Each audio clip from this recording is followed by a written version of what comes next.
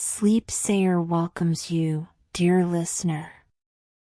As evening's gentle shadows embrace the world, let's take a moment to find perfect comfort. Allow your body to settle deeply into your resting place. Take a slow, calming breath. Tonight, Sleepsayer will share whispers of the ancient library, a tale where dreams and reality dance together in perfect harmony. The hidden city of Lumina rests between rolling hills that catch the golden light of dawn. Cobblestone streets wind between buildings of warm sandstone adorned with intricate carvings of forgotten languages. Fountains murmur quietly in small courtyards where jasmine and night-blooming flowers release their gentle perfume. Time seems to move differently here, each moment stretching like honey poured from a spoon. The stars above Lumina seem especially bright, as though sharing ancient secrets with those who pause to listen. At the heart of the city stands the Grand Library, its alabaster dome gleaming softly in moonlight. For centuries, it has housed wisdom from across the world, each book carefully preserved by dedicated guardians. Spiral staircases connect 7 circular floors, each devoted to different realms of knowledge. Stained glass windows cast pools of colored light that move slowly across marble floors as the sun journeys across the sky. The scent of parchment, leather bindings, and beeswax candles creates an atmosphere of timeless tranquility. Here works Elian, a young translator with an extraordinary gift for understanding forgotten languages. Though raised in humble circumstances, his natural ability with words opened doors to the sanctuary of knowledge.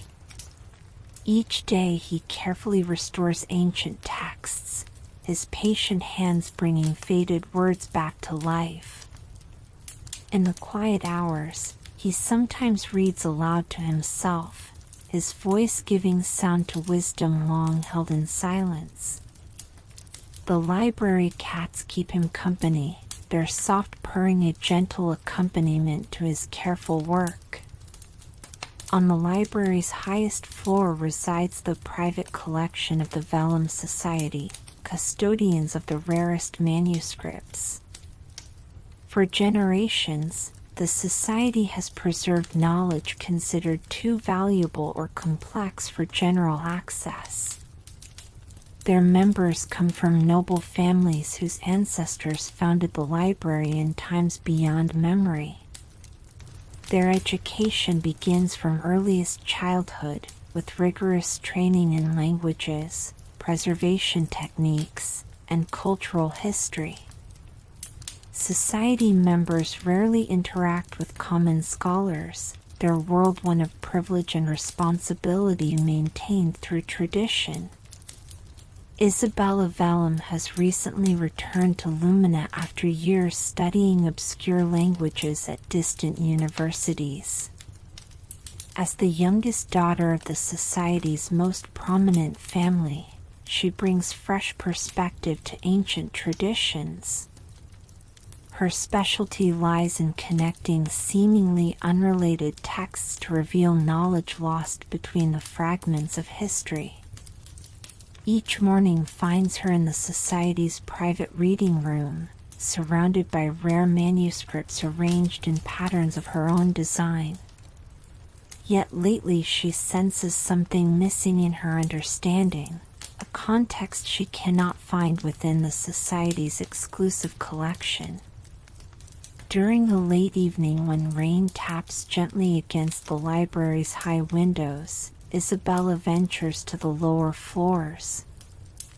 Soft lamplight guides her through sections she has rarely visited, despite having access to the entire library. She discovers Elian working at his translation desk, completely absorbed in connecting fragments of an ancient story. His approach to the text, intuitive, reverent, yet practical, fascinates her as much as the content itself. Without revealing her identity, she asks about his work, and his passionate explanation opens a new way of seeing her own research. Days pass like pages turning in a well-loved book, each revealing new possibilities. Isabella returns to the lower floors, seeking insights from different perspectives than those taught within society walls. Elian shares his understanding freely, unaware of her position, seeing only a fellow scholar with genuine curiosity. Their conversations weave between languages ancient and modern, finding connections that neither would have discovered alone. The library seems to approve of their collaboration, as even the dust motes dancing in shafts of light appear to listen. Theodora, the elderly head librarian who has watched over these collections for decades, observes this unusual friendship. She remembers when knowledge flowed more freely between all floors of the library, before traditions calcified into separation. In her private office lined with books too fragile to shelve, she contemplates the cycles of history she has witnessed.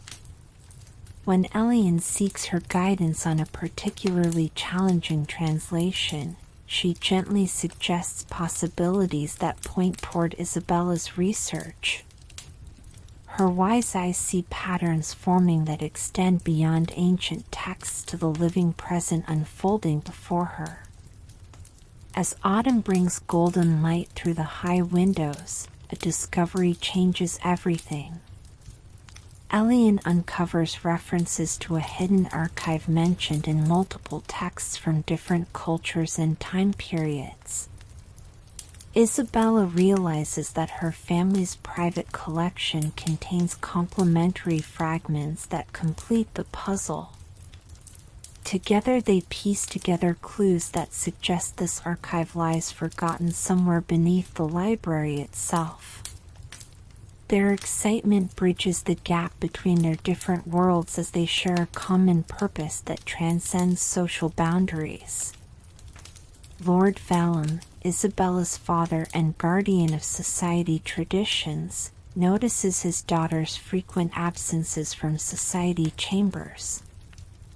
Following her one evening, he discovers her deep in conversation with a common scholar, their excitement evident as they compare notes. His initial disapproval wavers as he overhears the substance of their discussion, the very mystery that consumed his own early research. Decades ago, he had searched for this same archive before society responsibilities turned his attention to preservation rather than discovery. Standing unseen in the shadows of tall bookshelves, he finds himself listening with growing interest to theories he had once abandoned. In the library's central garden where medicinal herbs grow in geometric patterns, Lord Vellum approaches his daughter and Elian. Their conversation begins formally, weighted with centuries of tradition that has kept their worlds separate.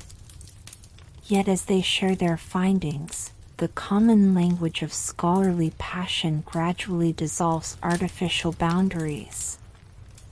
Lord Vellum reveals his own early research, filling gaps in their understanding with perspectives gained through years of society access.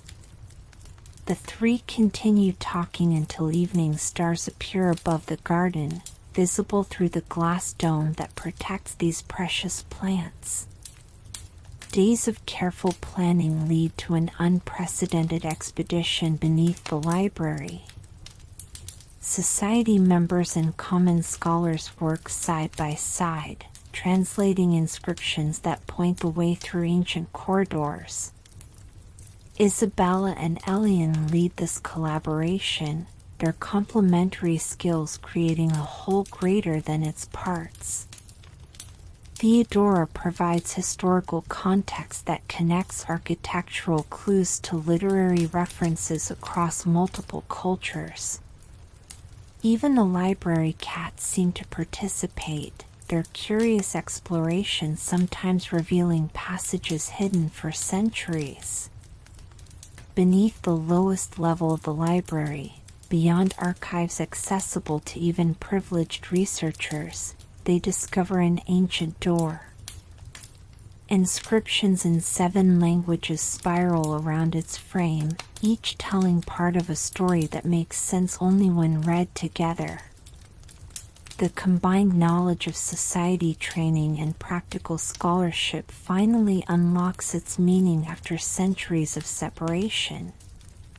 As the door opens with a sound like a gentle sigh, cool air carries the scent of preserved parchment and forgotten wisdom. Soft light emanates from luminescent minerals embedded in the walls, welcoming the first visitors in countless generations. The hidden archive contains not secrets of power or wealth, but something more valuable. Ancient texts reveal that the library itself was founded by scholars from vastly different backgrounds, working in harmony. The separation between classes of knowledge and classes of people came later, a distortion of the founders' original vision. Isabella and Elian find their own story reflected in these ancient accounts, different approaches to knowledge strengthening rather than opposing each other. Lord Vellum stands transfixed before the founder's original charter, seeing his family's true legacy clarified after generations of misinterpretation. Winter brings short days and long nights perfect for reading and reflection. The library begins a transformation guided by wisdom from its own forgotten origins. Walls between collections remain only where preservation needs require, not where tradition has arbitrarily divided knowledge. Society members share their specialized training while learning practical approaches from scholars who work directly with texts and readers. Theodora watches with quiet satisfaction as the library returns to its original purpose of accessible wisdom while maintaining careful preservation. Isabella creates a new system of organization that honors both preservation needs and accessibility, breaking neither with tradition nor with practicality. Elian develops translation methods that combine scholarly precision with intuitive understanding, teaching these approaches to both society members and common scholars. Their collaboration extends beyond the library as bridges form between city districts once separated by invisible but powerful boundaries. Lord Vellum hosts gatherings where conversations flow between people of different backgrounds united by shared curiosity and respect for knowledge. The library cats explore newly opened passages, their ancient instinct for finding comfortable places now serving to connect rather than separate. Spring returns to Lumina with fresh breezes that carry the scent of blossoms through open library windows. Scholars from distant cities arrive, drawn by news of the library's renaissance and newly accessible collections. In the grand reading room where light streams through stained glass in rainbow patterns, Isabella and Elian continue their work side by side. Their different backgrounds now recognized as strength rather than division, their approaches to knowledge complementary rather than conflicting. The ancient texts, lovingly preserved yet freely shared, seem to whisper their approval as pages turn in harmony with the rhythm of breathing. As our story draws to a close, moonlight bathes the world in silver dreams. Each breath brings deeper peace. Let these gentle moments carry you into your own dreams. Sleep Sayer bids you good night.